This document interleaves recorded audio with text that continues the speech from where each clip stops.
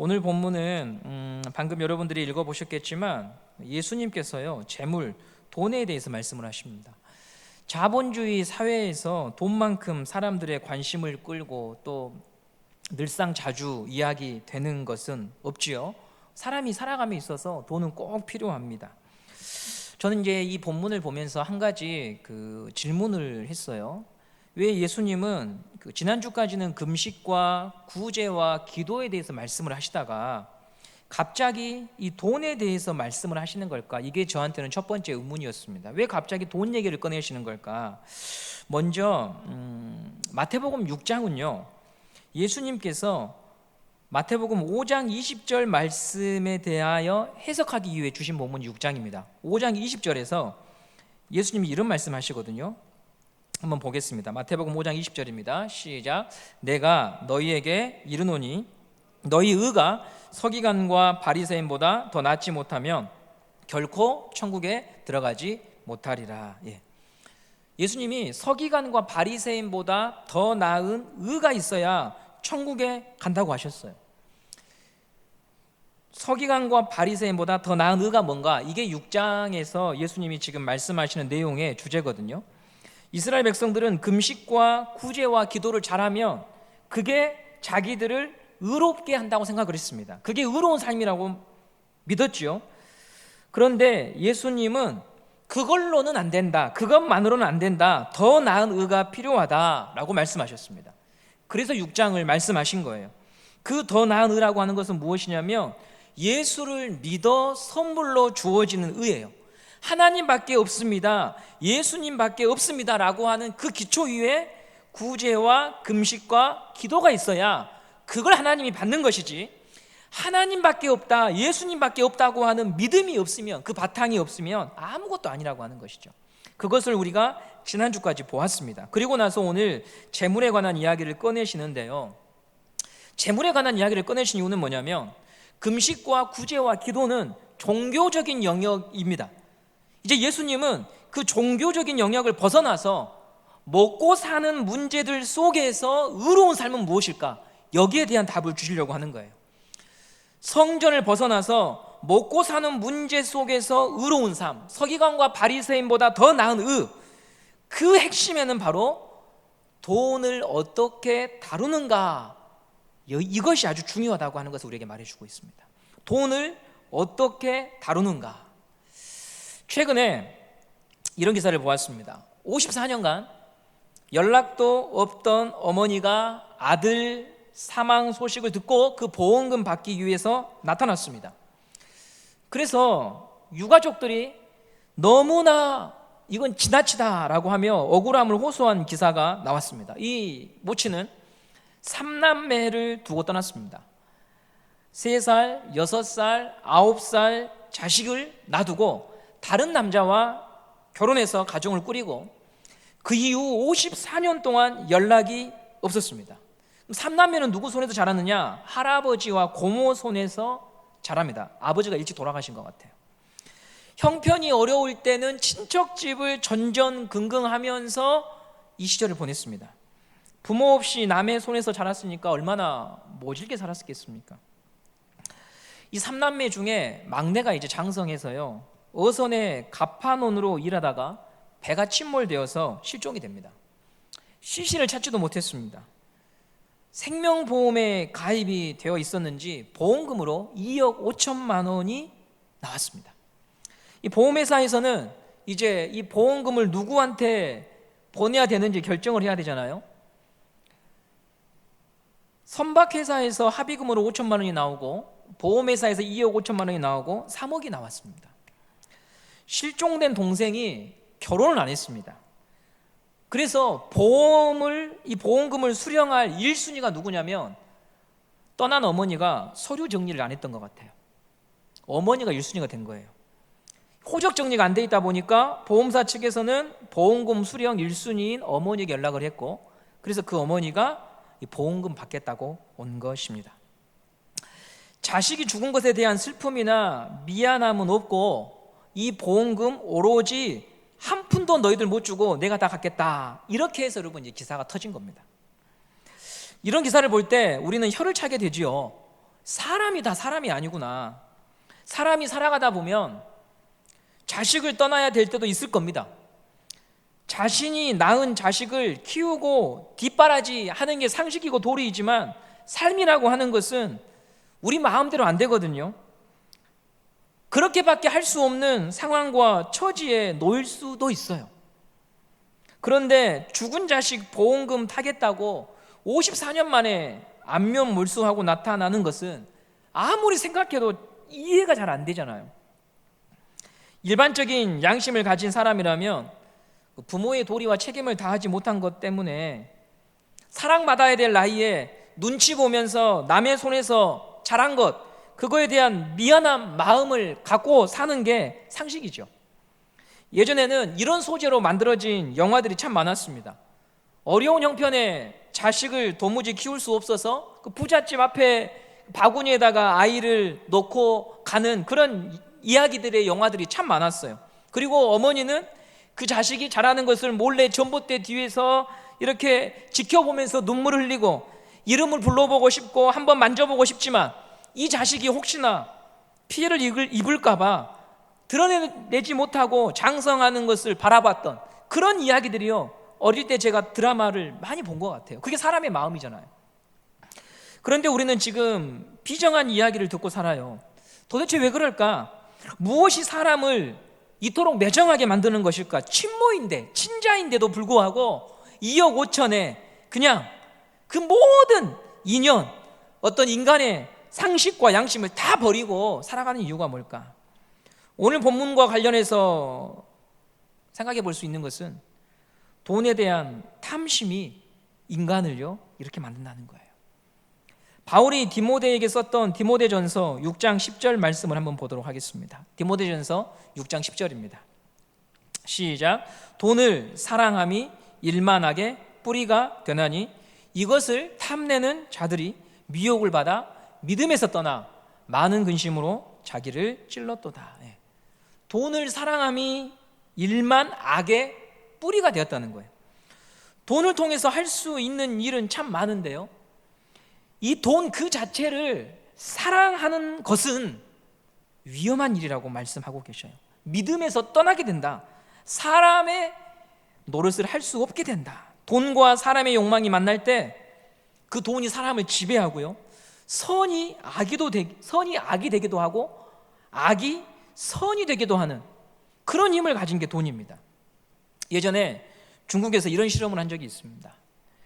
몇 장의 사진을 모여있는 사람들한테 보여주면서 여러분은 어떻게 생각하십니까? 이런 내용의 실험이었거든요. 그 사진의 내용은 두 사람이 있는데 한 사람이 떨어진 돈을 먼저 줍기 위해서 자기 옆에 있는 사람을 밀쳐서 쓰러뜨리는 사진이었습니다. 떨어진 돈을 자기가 먼저 주우려고. 그게 사진으로 담겨져 있는 거예요. 이 사진을 보고 당신은 어떻게 생각합니까? 그런 내용의 실험이었습니다. 근데 첫 번째 사진은 500원짜리를 주우려고 옆 사람을 넘어뜨리는 사진이었습니다. 이 사진을 봤을 때 사람들은 어떻게 반응했을까요? 아니, 그러면 되냐? 다치면 어떡하려고? 이런 말을 하죠. 두 번째 사진은 10,000원, 세 번째 사진은 50,000원. 50,000원. 사람들의 반응이 어떨까요? 50,000원짜리 정도 금액에서는요, 그럴 수도 있지, 50,000원짜리인데, 이렇게 나오더라는 것입니다. 이게 여러분, 돈이 사람에게 주는 위력입니다. 옳았던 것이 틀려버린 거예요. 틀린 것이 옳게 되는 거예요. 그래서 현대인들은 돈에 대해서 연구할 때, 돈에 대해서 관심을 가질 때 돈이 무엇인가가 중요한 게 아니라 어떻게 하면 많이 벌까? 왜? 돈이 힘이기 때문이죠. 주식이든 부동산 투기든 다양한 재테크 방식을 이용해서 이 주먹만한 돈을 눈덩이처럼 불릴 수만 있다면 사람들은 그것에 자기 인생을 걸고 싶어 합니다. 저는 핸드폰을 통해서 유튜브를 시청할 때 어떤 걸 많이 검색해 보냐면, 요즘 사람들이 보는 도서는 어떤 게 있을까? 추천하는 책들은 뭐가 있을까? 그래서 도서 추천이라고 유튜브 검색란에 쳐보거든요. 그러면 여러분도 집에 가서 한번 쳐보시면은요, 놀랄 만한 게 뭐냐면 부자들이 꼭 읽어야 될 책, 이런 책들이요 우수수 쏟아집니다. 30대 때 40대 때 부자 된 사람들이 꼭 읽어야 될 책, 이런 책들이요 막 쏟아져요. 그것은 우리가 지금 무엇에 이 시대가 지배를 받고 있는가를 보여줘요. 성경은 돈을 부정하지 않습니다. 돈이 악하다, 돈이 필요 없다고 말하지 않아요. 오히려 성경도요, 하나님께 복받은 사람은요 그 소유가 굉장히 늘어났다고 하는 것을 기록하고 있습니다. 예를 들면 아브라함, 이삭, 야곱, 욥, 솔로몬 모두 다 부자였습니다. 예수님의 시신을 자기 무덤에 안치했던 아리마대 출신의 요셉, 부자였습니다. 성경은 돈을 부정하지 않습니다. 다만 성경은 그럼에도 무엇에 대해서 계속 경고하냐면 돈을 추구하거나 돈을 쫓으면 악을 짓게 된다는 것이죠. 왜냐하면 탐심은 우리로 하여금 우리의 믿음을 떠나게 만들거든요. 골로새서 3장 5절 말씀을 한번 보도록 하겠습니다. 골로새서 3장 5절입니다. 자, 시작. 그러므로 땅에 있는 지체를 죽이라. 곧 음란과 부정과 사욕과 악한 것과 정욕과 탐심이니 탐심은 우상숭배니라 라고 말합니다. 바울은 탐심이 우상숭배라고 정의합니다. 우상숭배란 눈에 보이는 어떤 것을 하나님처럼 섬기는 거죠. 하나님만큼 최고의 가치로 여기는 것이 우상입니다. 오늘 예수님께서도 마태복음 6장에서 재물이 우상이 될 수 있음을 우리들에게 말해주는데요. 마태복음 6장 24절입니다. 마태복음 6장 24절입니다. 시작. 한 사람이 두 주인을 섬기지 못할 것이니 혹 이를 미워하고 저를 사랑하거나 혹 이를 중히 여기고 저를 경히 여김이라. 너희가 하나님과 재물을 겸하여 섬기지 못하느니라. 예수님께서 하나님과 재물은 겸하여 섬길 수 없다고 말합니다. 한 가지 우리가 눈여겨볼 것은요, 하나님과 견줄 수 있는 대상으로 재물을 말하고 있다는 거죠. 둘 중 하나를 택하라고 할 때 이걸 할래 저것 할래라고 말할 때 그 가치나 그 값어치가요 비슷합니다. 예를 들면 너는 육식이 좋냐 채식이 좋냐, 너는 한옥이 좋냐 아파트가 좋냐, 이렇게 비등한 가치를 가진 것으로 무언가를 선택하게 하죠. 근데 예수님이 하나님을 택할래 라고 하면서 비중에 둔 게 뭐냐면요, 재물을 택할래 이거입니다. 그 말은 무슨 말이냐면 사람에게 재물은 굉장히 강한 힘을 발휘한다고 하는 것이죠. 하나님만큼의 힘으로 다가온다고 하는 것입니다.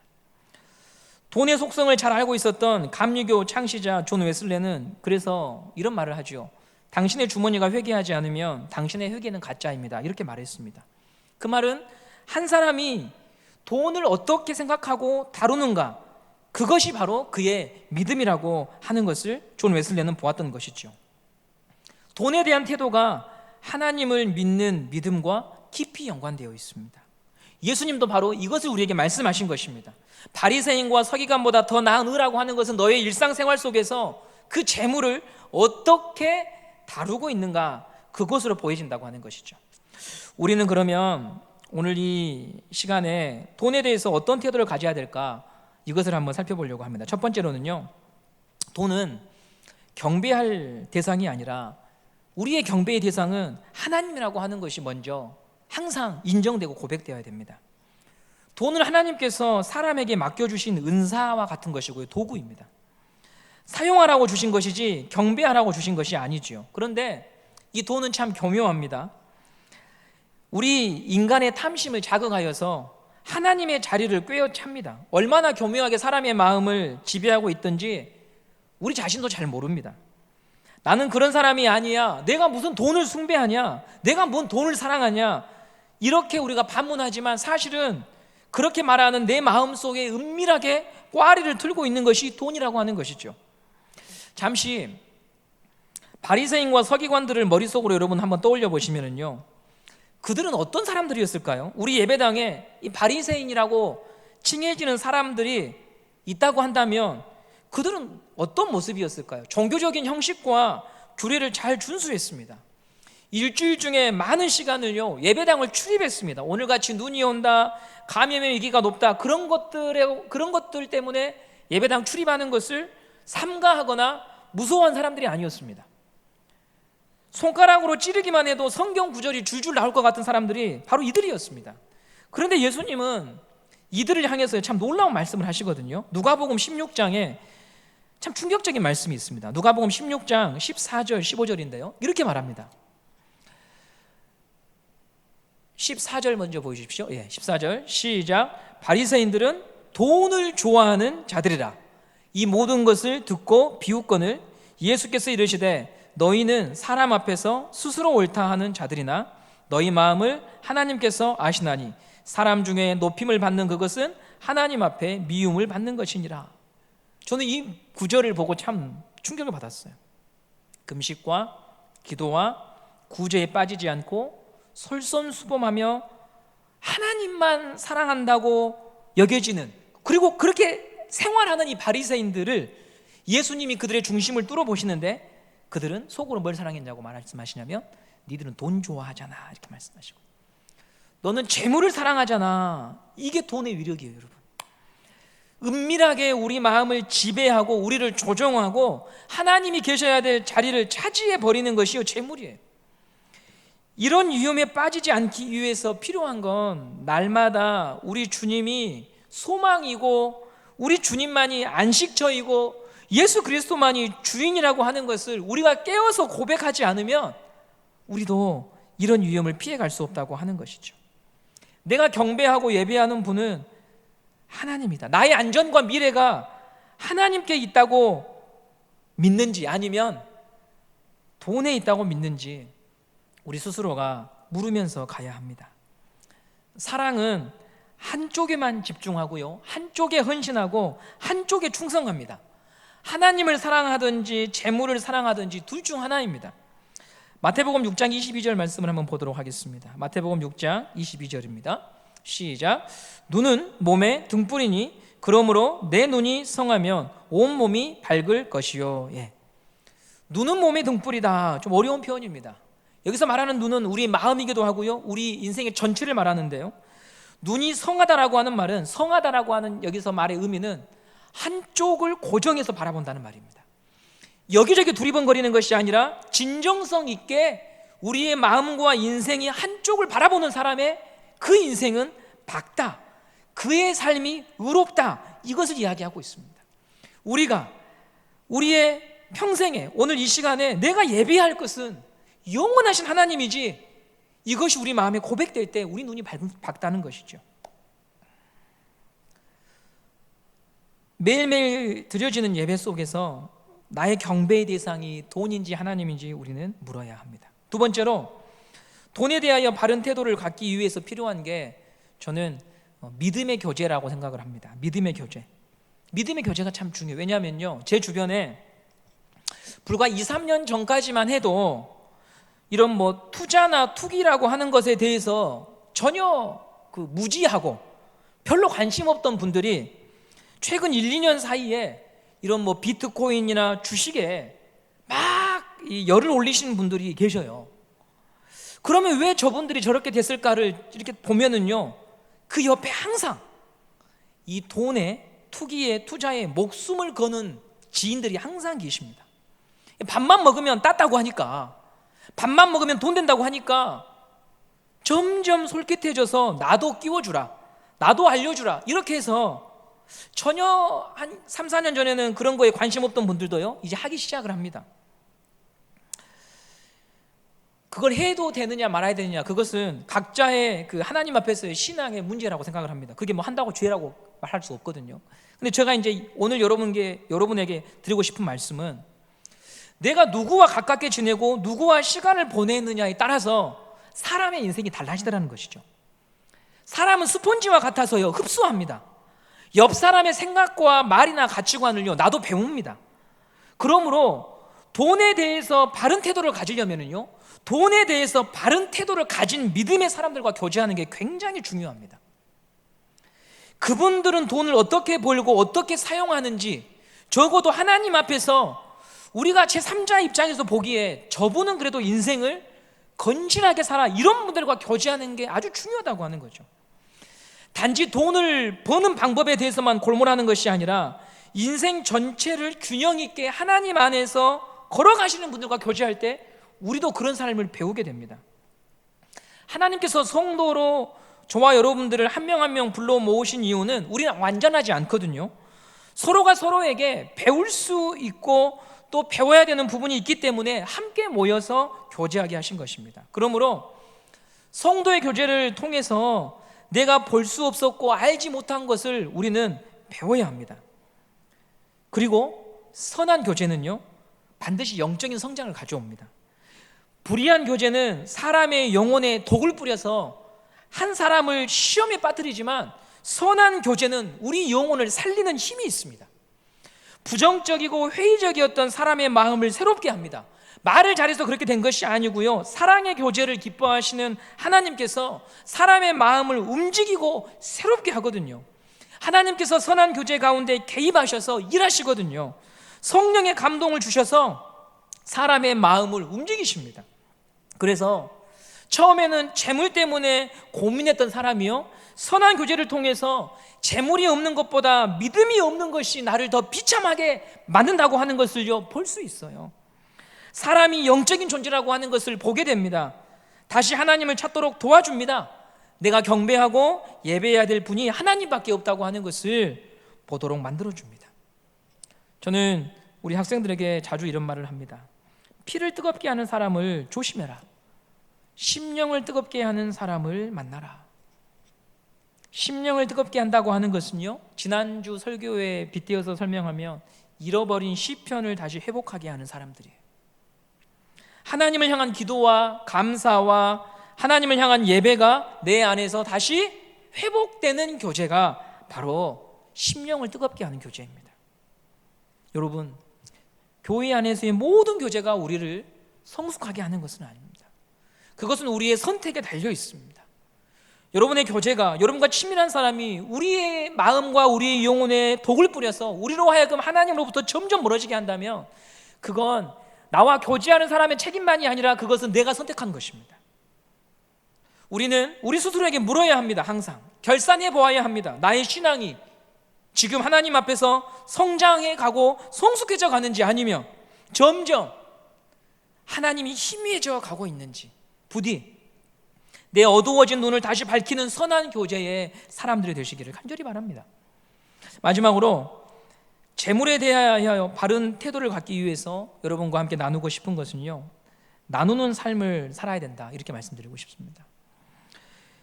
김동호 목사님이 쓰신 깨끗한 부자라고 하는 책이 있습니다. 그분이 그 책에서 이런 말씀을 하십니다. 돈에는, 내 주머니에 있는 돈에는 하나님의 몫이 있고 내 몫이 있고 이웃의 몫이 있다, 이렇게 세 가지로 구분을 하더라고요. 하나님의 몫이 있고 내 몫이 있고 이웃의 몫이 있다. 일반적으로 사람들은 돈은 다 내 돈이죠. 내 몫이죠. 왜? 내가 벌었으니까. 그런데 신자들은 내 몫이 있고 하나님의 몫이 있지요. 일반적으로 모든 건 다 여러분 하나님 것입니다. 구분하기 위해서, 설명을 드리기 위해서 이렇게 말씀드리는 겁니다. 하나님의 몫이라고 하는 것은 일반적으로 우리가 드리는 헌금, 대표적인 게 11조가 대표적이죠. 그런데 김동호 목사님은 이 책에서 이웃의 몫에 대해서 강조를 많이 합니다. 이웃의 몫은 그러면 뭐냐? 첫 번째로 세금, 두 번째로 임금, 세 번째로 빌린 돈, 빚, 네 번째가 구제입니다.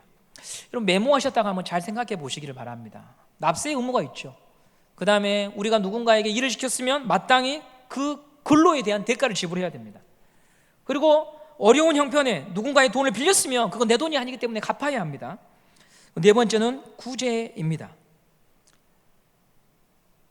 시간이 많지 않으니까요, 저는 이 네 번째에 대해서 말씀을 드리고 마치려고 하는데요, 제가 그 김동호 목사님의 깨끗한 부자라고 하는 책을 보면서 우리 그리스도인들은요, 돈을 버는 것이 우리의 관심이 아니라 이런 책들을 통해서 돈에는 지켜야 될 선이 있다고 하는 것을 우리가 생각해야 됩니다. 너의 돈과 나의 돈, 하나님의 돈에 대한 선이 없으면 그 사람은 신자가 아닙니다. 그 사람은 돈을 섬기지 절대로 하나님을 섬길 수가 없고 사람을 사랑할 수가 없습니다.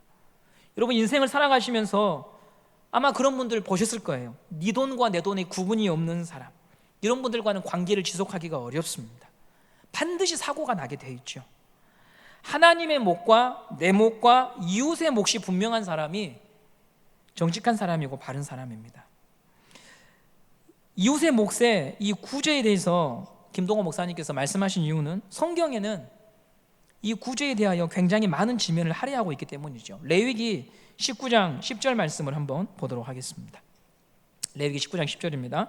시작. 내 포도원의 열매를 다 따지 말며 내 포도원에 떨어진 열매도 줍지 말고 가난한 사람과 고류민을 위하여 버려두라.